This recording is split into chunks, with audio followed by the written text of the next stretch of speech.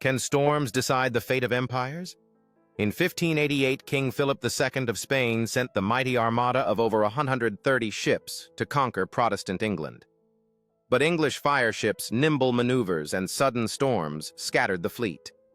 Less than half returned home, and Spain's dominance at sea was broken. Queen Elizabeth I's defiance marked the beginning of England's rise as a naval power. The Armada's defeat reshaped Europe's balance, proving even great empires could falter. The waves carried both destruction and destiny. Subscribe for more epic tales of battles where wind and courage chose the victor. As the tempest raged, the remaining ships of the Armada fought valiantly against nature's wrath, but fate had other plans.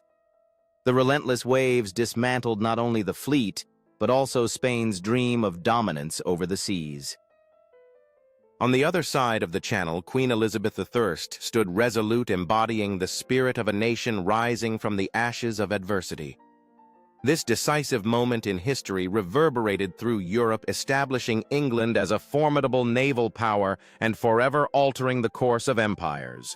Subscribe for more epic tales of battles where wind and courage chose the victor.